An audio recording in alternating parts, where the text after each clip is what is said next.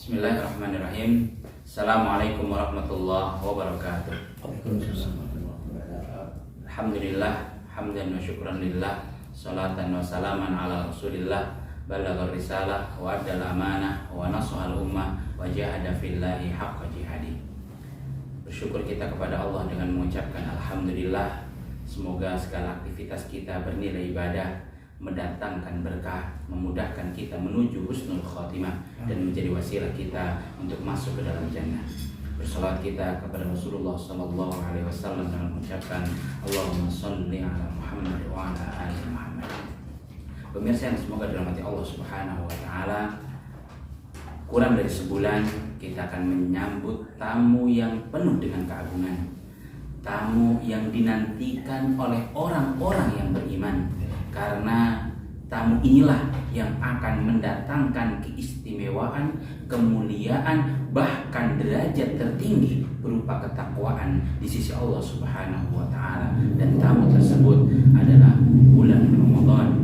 Sebagaimana firman Allah dalam Quran surat 2 ayat 185, Syahrul Ramadan alladzi unzila fihi al-Qur'an hudan lin-nasi wa bayyinatin minal huda wal furqan.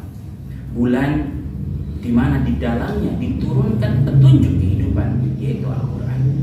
Bulan di mana di saat itulah pintu surga dibuka selebar-lebarnya, pintu neraka ditutup serapat-rapatnya, dan syaitan dibelenggu sekuat-kuatnya. Sebagaimana dalam hadis, idza jaa ramadhana futihat abwabul jannah wa ghuliqat abwabun nar wa suffidatish syayatin, rawahu Muslim. Dan masih begitu banyak keutamaan dari bulan Ramadan, yang artinya kalau kita manfaatkan dengan sebaik-baiknya, maka limpahan pahala akan kita raih di sisi Allah Subhanahu wa taala. Dan sebaliknya, kalau kita sia-siakan, kita biarkan berlalu tanpa makna, hanya sekedar lapar, haus dan dahaga, maka justru itu adalah sebuah kecelakaan. Justru itu adalah sebuah kerugian, karena satu hari di bulan Ramadan takkan bisa digantikan dengan hari-hari lain di bulan lainnya. Maka orang yang beriman adalah orang yang menjadikan Ramadan sebagai tempat ia mendekat sedekat-dekatnya dengan Allah Subhanahu wa taala yang maha dekat. Hadirin pemirsa yang dirahmati Allah Subhanahu wa taala, kemudian ada satu golongan dari kalangan manusia yang mana golongan ini apabila kita perhatikan, apabila kita muliakan, juga akan menentukan kemuliaan kita di sisi Allah Subhanahu wa taala. Dan golongan tersebut adalah al-yatama atau anak-anak yatim. Sebagaimana firman Allah di dalam Quran surat kedua ayat yang ke-220. Ketika Allah Subhanahu wa taala berfirman, wa yas'alunaka 'anil yatama qul islahul lahum khair. Dan mereka bertanya kepadamu wahai Muhammad tentang anak-anak yatim. Katakanlah wahai Muhammad bahwa berbuat baik terhadap mereka adalah suatu kebaikan, suatu kemuliaan.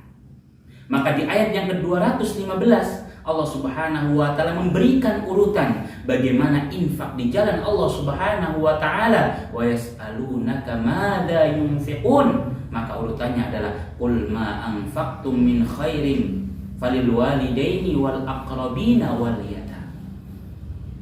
Dan tentunya perintah Allah Subhanahu wa taala dalam Quran surat ke-4 ayat yang kedua, wa atul yatama amwalahum, dan berikanlah kepada anak-anak yatim harta-hartamu yang menjadi bagian dari mereka.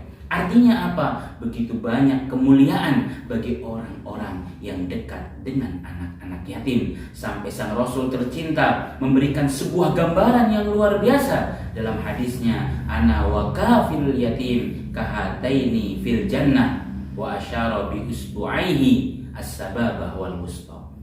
Bahwa aku dan para penyantun anak yatim akan berada dalam kedekatan yang luar biasa bagaikan jari telunjuk dan jari tengah. Artinya apa? Mereka akan bersama dengan sang Nabi tercinta di surga tertinggi Firdaus, yang merupakan tempat terbaik bagi orang-orang yang bertakwa di sisi Allah Subhanahu wa ta'ala.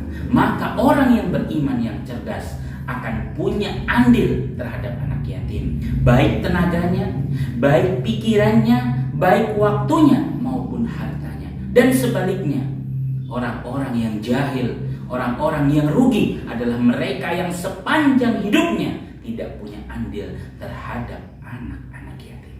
Ketika salah seorang sahabat meminta nasihat kepada Rasulullah Shallallahu Alaihi Wasallam tentang qaswatu qalbihi, tentang kerasnya hati, maka Nabi Shallallahu Alaihi Wasallam mengatakan, irhamil yatim, cintai anak yatim, wamsah roksa, usap kepalanya, wa at'imhu min ta'amik, berikan makanan kepadanya sebagaimana apa yang engkau makan, maka dengan itu yalin qalbak, maka hatimu akan lunak, wa tudrik hajatak, dan kebutuhanmu akan dipenuhi oleh Allah Subhanahu wa taala. Artinya, sebagaimana Ramadan memuliakan seorang hamba, begitu pula seorang anak yatim dan para anak yatim akan memuliakan seorang hamba. Sebagaimana Ramadan akan menghinakan hamba yang melalaikannya, begitu pula anak-anak yatim kelak akan menuntut siapa yang tidak pernah punya perhatian terhadap mereka. Hadirin pemirsa yang dirahmati Allah Subhanahu wa taala, dan yang ketiga, sumber kemuliaan daripada itu semua adalah Al-Qur'anul Karim. Sebagaimana firman Allah di dalam Quran surat Al-Isra, inna hadzal qur'ana yahdi lillati hiya aqwam. Sebagaimana hadis Nabi SAW dan riwayat Muslim, innallaha yarfa'u bihadzal kitabi aqwaman wa yadh'u bihi akharin, dan berbagai hadis yang lainnya yang menunjukkan kepada kita tidak ada kemuliaan melainkan mendekatkan diri dengan Al-Qur'anul Karim. Apa artinya? Artinya seorang mukmin yang cerdas, dia sadar bahwa usianya singkat, dan dia sadar bahwa dia tak akan pernah tahu kapan malaikat akan menjemputnya. Maka harus cerdas, harus bijak, harus pandai. Bagaimana sekali dia mendayung 2, 3, bahkan puluhan pulau dapat ia lampaui. Artinya sekali dia beramal, bagaimana 2, 3, puluhan kebaikan dapat diambil. Maka oleh karena itu, marilah kita latih diri kita, terlebih menyambut datangnya bulan Ramadan. Untuk apa? Menyiapkan Ramadan dengan apa? Meningkatkan kepedulian terhadap anak yatim, terlebih ketika anak-anak yatim tersebut adalah anak-anak yatim yang mencintai, yang menghafal dan belajar Al-Qur'anul Karim. Hadirin pemirsa yang dirahmati Allah Subhanahu wa taala, dan insyaallah kami di Yayasan Harun Ar-Rasyid Cimura akan bersama-sama menjadi wasilah ya bagi para jamaah, bagi para hamba Allah, bagi para donatur dimanapun antum berada, untuk bersama-sama marilah kita menjadi saksi akan kebaikan datangnya bulan Ramadan. Marilah kita menjadi saksi atas kepedulian terhadap anak-anak yatim, dan marilah kita menjadi saksi mendakwahkan Al-Quran satu huruf demi satu huruf, satu ayat demi satu ayat, dan tidak ada yang lain yang ingin kita harapkan melainkan semoga Ramadan lah, semoga anak-anak yatim lah, dan semoga Al-Quran lah yang akan menuntun kita, menolong kita, dan membawa kita ke tempat terbaik di surga Allah Subhanahu wa taala. Wallahu taala a'lam bishawab. Kalau ada benar itu pasti datangnya dari Allah Subhanahu wa taala, dan kalau ada salah itu datangnya dari kami pribadi. Walafu minkum. Assalamualaikum warahmatullahi wabarakatuh.